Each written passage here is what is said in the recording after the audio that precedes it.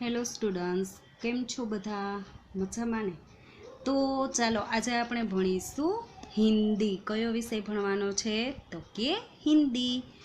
તમે લોકો અત્યાર સુધી હાયર સેકન્ડરી મતલબ કે HKGમાં હતા અને હવે તમે લોકો આવી ગયા ધોરણ પહેલું મતલબ કે ફર્સ્ટમાં આવી ગયા છો અને હિન્દી વિષય છે એ તમારા માટે બિલકુલ નવો સબ્જેક્ટ છે, કારણ કે LKG HKGમાં હિન્દી છે એ આવતું નહીં. એટલે તમારે લોકોને આ જે છે હિન્દી વિષય છે એ એકડે એકથી શીખવાનો રહેશે. આપણે કહીએ ને કે એકડે એકથી બધું શીખવાનું છે, એટલે પહેલેથી શીખવાનું છે. કે બાકી તમે ગુજરાતી અંગ્રેજી ગણિતમાં અગાઉ થોડું થોડું શીખી ગયા હોય, પણ હિન્દીમાં આપણે પહેલેથી જ કરવાનું છે, શીખવાનું છે. તો બધા સૌપ્રથમ લીથો કાઢી લેશે. સૌપ્રથમ બધા લીથો કાઢી લેશે અને લીથામાં પેજ નંબર 2. કયું પેજ બધાએ ખોલવાનું છે? તો કે પેજ નંબર 2. હવે આપણે પેજ નંબર 2 ઉપર જોઈએ તો શું લખેલું છે? વર્ણમાલા. અને કઈ રીતના આપણે વાંચીએ? તો કે વર્ણમાલા મતલબ કે મૂળાક્ષરો. આપણે જે ગુજરાતીમાં કથી જ્ઞ લખીએ છીએ, અ આ ઈ જે સ્વર છે એ લખીએ છીએ, એમને આપણે ગુજરાતીમાં મૂળાક્ષરો શું કહીએ? મૂળાક્ષરો. એમ હિન્દીમાં એમને બોલાય વર્ણમાલા. શું કહેવાય હિન્દીમાં? જે કકો છે અને જે સ્વર છે એમને કહેવાય વર્ણમાલા. તો ચાલો આપણે નીચે જોઈએ કે સૌથી પહેલાં તો આપણે બોલવાનું છે, વાંચવાનું છે, પછી લખવાનું છે. એટલે અહીંયા ગુજરાતીમાં અ શું આપેલો છે? તો કે ગુજરાતીમાં અ. હવે તમને બધાને અ છે એ તો લખતા આવડતો હશે, પણ હવે હિન્દીમાં અ લખવો હોય તો કઈ રીતના લખાશે? તો કે જો અહીંયા ઉપર લખેલો છે, હિન્દીમાં આ રીતના અ છે એ લખવાનો રહેશે. અને હિન્દીમાં ઉપર લીટી કરીને, જે આમ જુઓ તમે જોઈ શકો છો કે ઉપર લીટી કરવાની હોય છે. બાકી તો આપણે ગુજરાતી લખીએ, અંગ્રેજી લખીએ, ગણિત લખીએ, ક્યાંય ઉપર લીટી કરવાની આવે નહીં. એક હિન્દી વિષયમાં આ રીતના ઉપર લીટી કરવામાં આવશે.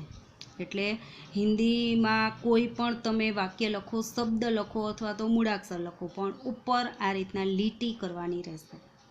એટલે આ રીતના જોવાનું છે બધાએ. આમને હિન્દીમાં અ, આપણે શું કહેશું હિન્દીમાં? અ. હવે બાજુમાં જોઈએ તો અને કાનો આ. શું ગુજરાતીમાં શું છે? તો કે અ છે, એમને બાજુમાં આપણે લીટો હોય તો આપણે એમને શું કહીએ? અને કાનો આ. તો હિન્દીમાં આ રીતના અ પછી બાજુમાં ઊભો લીટો કરીને આ, અને ઉપર લીટી કરવાની રહેશે. હવે તમારે બધાએ ધ્યાનથી જોવાનું છે કે જો ઉપર લીટી છે એ તમે જોઈ શકો છો કે અહીંયા પહેલેથી નથી, જે અહીંયાથી પહેલેથી લીટી નથી, પણ જે બે ઊભા લીટા છે એમની ઉપર જ છે. અને આમાં પણ જોઈ શકીએ છીએ કે જે લીટો છે એમની ઉપર જ લીટી કરવાની છે. મતલબ કે જે આખો લખેલો છે, જો દાખલા તરીકે આ રીતના આપણે અ લખીએ, આ રીતના, તો આમ અડાડીને નથી કરવાનું, પણ આ રીતના જે ઉપર લીટી હોય એમ એમની ઉપર જ લીટો કરવાનો છે. એટલે આવું બધું તમારે ઝીણી ઝીણી વાતનું ધ્યાન રાખવાનું છે કે કઈ રીતના લખી શકાશે. હવે આપણે અ આ અને ત્યાર પછી આવશે ઈ. શું આવશે? ઈ. તો ઈ છે તમે જોઈ શકો છો કે કઈ રીતના ઈ લખવાનો છે. ઈ કઈ રીતના લખવાનો છે એ આપણે અહીંયા જોઈ લેવાનું છે વિડીયોમાં, અને પછી બધાએ પ્રેક્ટિસ કરવાની છે લખવાની. અત્યારે બધાએ સમજી લેવાનું છે કે ઈ છે એ કઈ રીતના લખાશે, આ કઈ રીતના લખાશે. પછી જે બીજો ઈ આવે છે એમને સેમ પહેલો જે ઈ છે એ કરી લેવાનો છે, પછી ઉપર આ રીતના કરવાનું રહેશે. એટલે થઈ જશે આ બીજો ઈ. બંને ઈમાં કેટલો ફેર છે? તો કે આ ઈ છે એમાં ઉપર કાંઈ કરવાનું છે નહીં, અને બીજો ઈ કરીએ આપણે એટલે ઉપર આ રીતના રેફ જેવું કરવાનું છે. હવે અ આ ઈ અને પછી આવશે ઉ. શું આવશે? તો કે ઉ. તો હવે ઉ છે એ આપણે જોઈ લઈએ તો જો આ રીતના ઉ છે એ લખવાનો રહેશે. હવે આમાં ઉ છે એમાં જો ઉપર આખી લીટી અડાડેલી છે, મતલબ કે આ છે એમાં અહીંયા અડાડવામાં આવતી નથી, પણ ઉ છે એમાં ઉપર અડાડી દેવામાં આવે છે. દાખલા તરીકે આ રીતના ઉ છે તો આમ ઉપર લીટો કરવામાં આવેલ છે. એટલે આ રીતના બધાએ ઉ લખવાનો છે. અને ત્યાર પછી જે બીજો ઉ આવે છે, આપણે ગુજરાતીમાં આ રીતના બીજો ઉ આવે છે, તો હિન્દીમાં જે પેલો ઉ છે આ રીતના કરી લેવાનો છે, પછી બીજો ઉ છે એમાં વચ્ચેથી આ રીતના કરવાનું છે. આટલો બંને ઉમાં ફરક છે. પેલો ઉ છે એ ખાલી આ રીતના કરવાનો હતો અને પછી વચ્ચેથી આ રીતના કરીએ એટલે થઈ જશે જે બીજો ઉ છે એ. એટલે આ રીતના અ, આ, ઈ, ઉ અને ઉ, પછી છે રૂ. શું આવશે? તો કે રૂ. જે ગુજરાતીનો રૂ છે એ જ રીતના રૂ છે, પછી ઉપર લીટી કરી લેવાની છે. જે રીતના આપણે ગુજરાતીમાં રૂ લખતા હતા એ જ રીતના છે, પણ ઉપર પછી આમ લીટી કરવાની છે. એટલે થઈ જશે રૂ, હિન્દીનો રૂ. અને અ, આ, ઈ, પછી ઉ અને રૂ, અને ત્યાર પછી કયો મૂળાક્ષર આવશે? તો કે એ, અને એક માત્ર એ. તો અને એક માત્ર છે એ કઈ રીતના લખાશે? તો બધાએ જોઈ લેવાનું છે કે એ છે એ આ રીતના લખાશે. આપણે જે ગુજરાતીમાં હણ કરીએ છીએ એ રીતના પણ બાજુમાં લીટો કરવાનો નથી. આપણે હણ લખીએ ત્યારે બાજુમાં લીટો કરીએ છીએ. આમાં જો હણ જેવું શેપ છે પણ બાજુમાં લીટો નથી કરવાનો અને ઉપર લીટી અડાડી દેવાની છે. એટલે થઈ જશે અને એક માત્ર એ.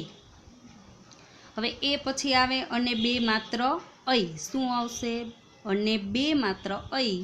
ત્યારે અહીંયા જે આપણે એ કરેલો હતો એવો એ કરવાનો છે, આટલું કરવાનું છે, અને પછી ઉપર એક માત્ર કરવાનો છે. ગુજરાતીમાં બે માત્ર ઉપર આવશે પણ હિન્દીમાં એક માત્ર આવશે. એટલે થઈ જશે અને બે માત્ર ઐ. અને એ ઐ પછી આવશે ઓ. શું આવશે? તો કે અને કાના એક માત્ર ઓ. તો ઓ છે એ કઈ રીતના લખાશે? તો અ તો આપણે અગાઉ જોઈ લીધો કે કઈ રીતના લખવાનો છે. એ રીતના અ લખી અને બાજુમાં કાનો અને ઉપર લીટો, એટલે અને કના એક માત્ર ઓ. અને ત્યાર પછી આવશે અને કના બે માત્ર ઔ. શું છે અહીંયા? તો કે ઔ. તો ઔ પણ એ જ રીતના પહેલાં અ લખી લેવાનો, પછી બાજુમાં લીટો કરીને બે માત્ર ઔ. હવે અ આવડે એટલે અ, આ, ઓ, ઔ, અહ. તમને 6 મૂળાક્ષર આવડી જાય. એક અ તમે શીખી લ્યો એટલે અ, આ, પછી ઓ, ઔ, અને અહ. એ 6 મૂળાક્ષર તમને આવડી જાય. એટલે સૌથી પહેલાં તો તમારે અ શીખવો ખૂબ જ જરૂરી રહેશે. હવે ઔ લખાઈ જાય પછી આવશે અને માથે મીંડું અમ. આપણે જે સ્વરમાં લખતા હતા કે અને માથે મીંડું તો અ કરી લેવાનું છે અને ઉપર મીંડું કરવાનું છે. એકદમ સહેલું છે, કારણ કે અ આવડી જાય એટલે મેં તમને કીધું એમ કે ઓ તો ઓ, પછી ઔ તો ઔ, અને માથે મીંડું તો અ હિન્દીનો લખી અને ઉપર મીંડું કરવાનું છે. અને પછી અને પાછળ બે મીંડા અહ. આપણે શું કરતા હતા? અને પાછળ બે મીંડા અહ. તો હિન્દીમાં અ લખી લેવાનો છે અને પાછળ બે મીંડા કરી લેવાના છે. અને પણ બધું શું તમારે કેટલું યાદ રાખવાનું છે? તો કે જે મૂળાક્ષર લખો એમાં ઉપર લીટી કરવાની છે, ભૂલ્યા વગર. કારણ કે હિન્દી વિષયમાં આપણે ઉપર લીટી કરીને જ લખવાનું છે. તો આપણે અથી અહ સુધી હિન્દીમાં જોઈ લીધું કે કઈ રીતના લખાશે એમ. અને હવે આપણે નીચે જોઈએ તો ઉપર આપણે સ્વર કરી લીધા અને હવે નીચે છે વ્યંજન. વ્યંજન એટલે કે ક થી જ્ઞ. આપણે જે કકો કહીએ ગુજરાતીનો એ. તો બધા જોઈ લેશે કે ગુજરાતીનો જે ક છે એ હિન્દીમાં આ રીતના ક લખવાનો રહેશે.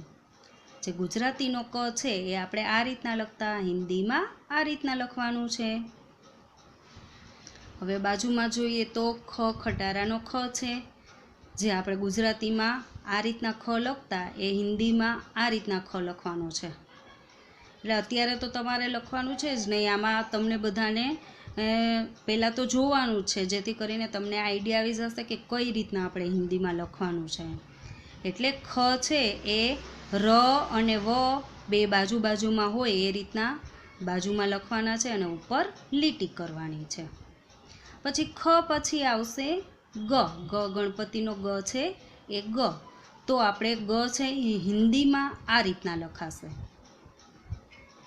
ગ છે એ આ રીતના લખવાનો રહેશે.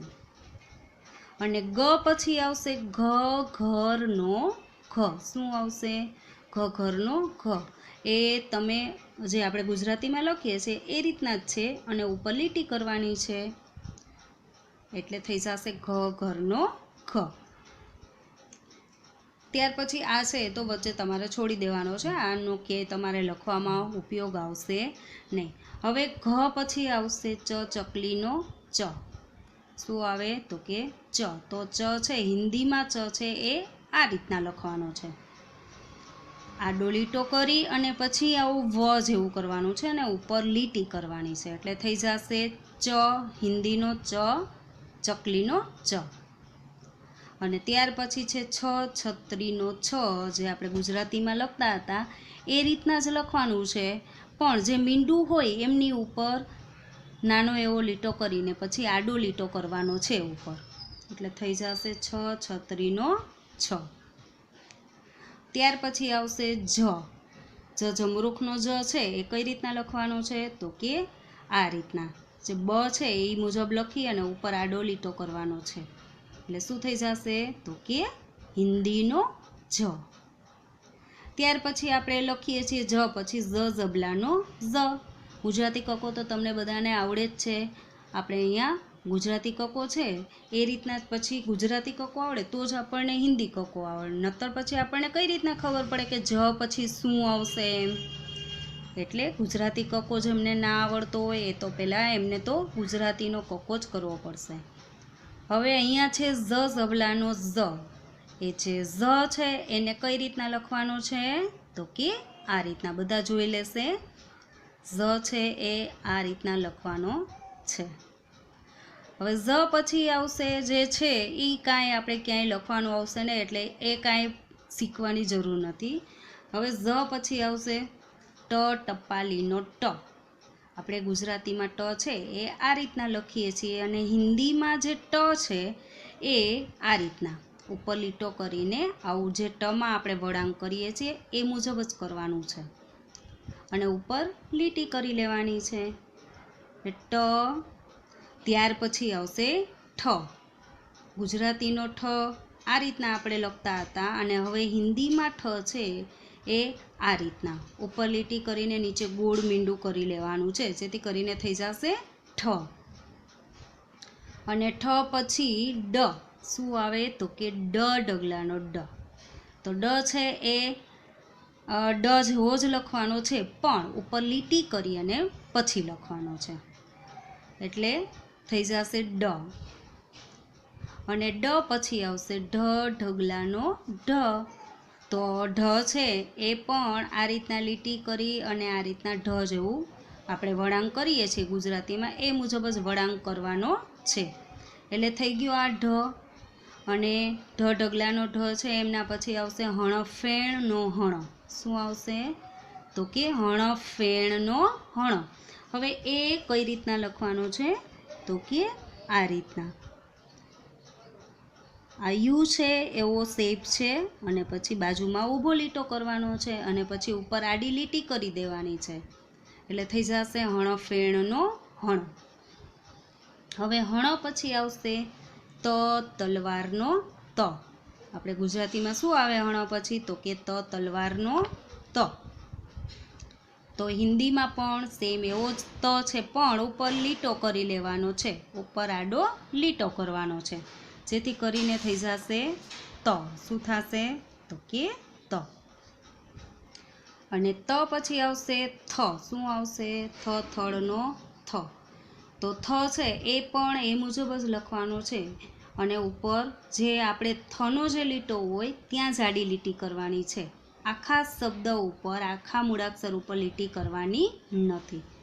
એટલે તમારે એ બધું જોવાનું છે કે જો ત ઉપર, ટ ઉપર, ઠ, ડ, ઢ, બધા ઉપર આખા મૂળાક્ષર ઉપર લીટી છે, પછી અહીંયા થ ઉપર આખા મૂળાક્ષર ઉપર નથી. એટલે અમુક મૂળાક્ષર કઈ રીતના હિન્દીમાં લખવાના એ તમારે યાદ રાખવાના છે. પછી થ પછી આવશે દ. શું આવશે તો કે દડાનો દ. તો દ હિન્દીમાં કઈ રીતના લખાશે તો કે આ રીતના બધાએ દ શીખવાનો છે. હવે દ લખાઈ જાય પછી શું આવશે તો કે ધજાનો ધ. શું આવે દ પછી તો કે ધ. હવે ધ છે એ કઈ રીતના લખાશે તો ધ જેવું જ આપણે ઘરનો ઘ જેવું કરવાનું છે, પણ આગળનો જે હોય એ આ રીતના મીંડું કરી લેવાનું છે. ધજાનો ધ હિન્દીમાં લખીએ આપણે ત્યારે આ મીંડું કરી અને ઘરનો ઘ કરી એ રીતના કરી લેવાનો છે. અને ઉપર આડો લીટો ખાલી લીટી ઉપર જ કરવાનો છે, આખા મૂળાક્ષર ઉપર કરવાનો નથી.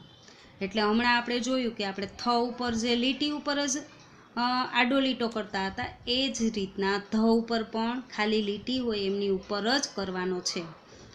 હવે ધજાનો ધ હોય એમના પછી આવશે ન નગારાનો ન.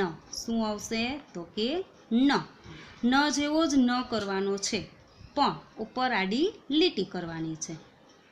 તમે જોઈ શકો છો કે એકદમ સહેલું છે. ન જેવો ન કરેલ છે અને ઉપર આડી લીટી કરેલી છે. હવે ન પછી આવશે પ. શું આવશે તો કે પતંગનો પ. હવે પ છે એ કઈ રીતના કરવાનો છે તો આપણે જોઈએ કે પ છે એ પ જેવો જ છે, પણ અહીંયા અડાડીને લીટી કરી દેવાની છે. મતલબ કે જો આ રીતના આપણે પ લખીએ ગુજરાતીમાં અને આ હિન્દીમાં પ લખવો હોય તો આ બંનેને આ રીતના અડાડી દેવાના છે અને આ લીટી હોય એ સીધી રાખવાની છે. અહીંયા સેજ આપણે વળાંક કરીએ છીએ એ અહીંયા જે નીચેની લીટી છે એ સ્ટ્રેટ રાખવાની છે. હવે પ પછી આવશે ફટાકડાનો ફ. શું આવશે તો કે ફટાકડાનો ફ. હવે જે હિન્દીનો ફ છે એ અને જે ક છે એ બેમાં બહુ ડિફરન્સ નથી. તો આપણે જોઈ શકો છો, જુઓ ક અને ફ, પણ જે ક છે ને એનો વળાંક આવો જ હોય છે અને જે ફ હોય ને એની લીટી સ્ટ્રેટ રાખવાની છે. આ ફ આપણે લખવું હોય ત્યારે આ લીટી સીધી રાખવાની છે અને કમાં બંને વળાંક સેમ હોય છે. જુઓ છે ને બંને સેમ હોય છે, વળાંક લઈને કરવાનું છે. અને હવે ફ પછી આવશે બકરીનો બ.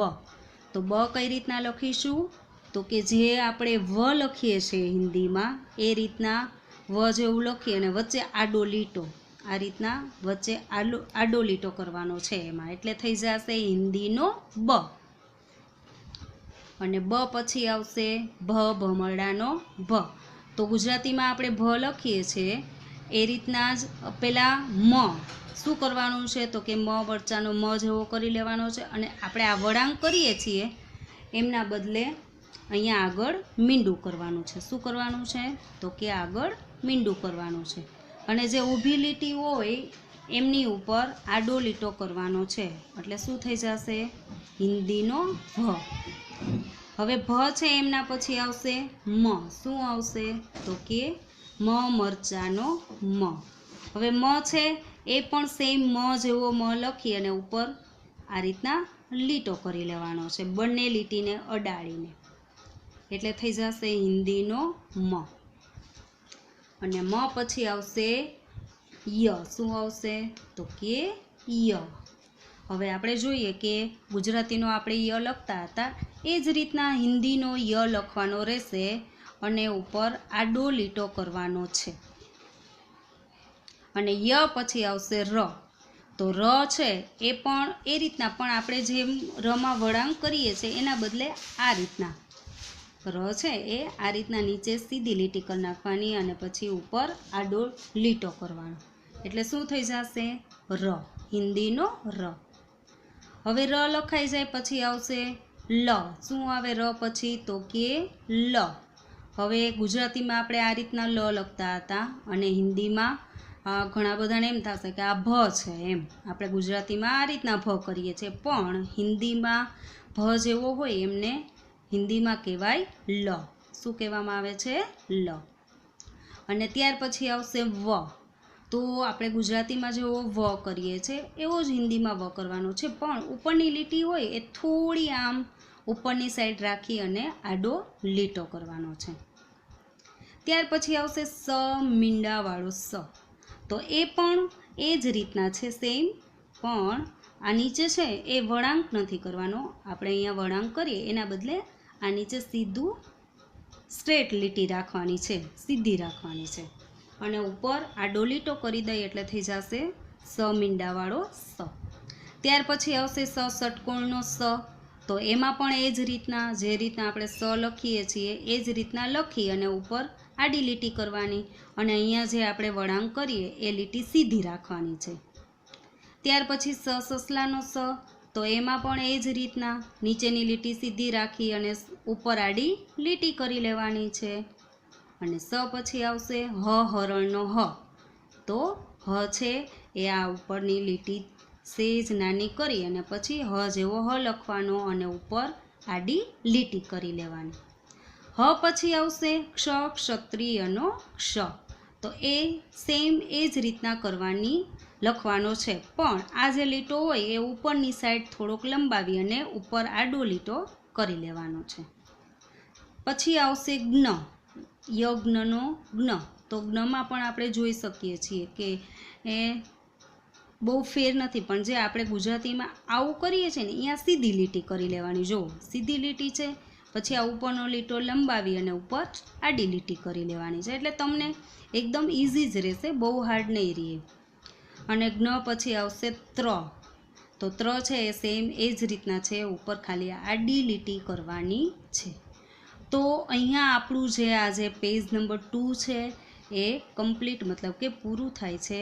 હવે તમારે બધાએ નોટબુક્સની અંદર આ રીતના લખવાની ટ્રાય કરવાની છે અને મૂળાક્ષરો ઓળખવાના છે ખાસ કરીને. દાખલા તરીકે આ ખાલી હોય અને તમને પૂછવામાં આવે કે આમને શું કહેવાય, તો તમને આવડવું જોઈએ કે આ છે હિન્દીનો લ. શું છે? લ. તો આ રીતના બધા પ્રેક્ટિસ કરશે નોટબુક્સમાં લખવાની અને સમજવાની. ફરી મળીશું આપણે નેક્સ્ટ લેક્ચરમાં. Thank you.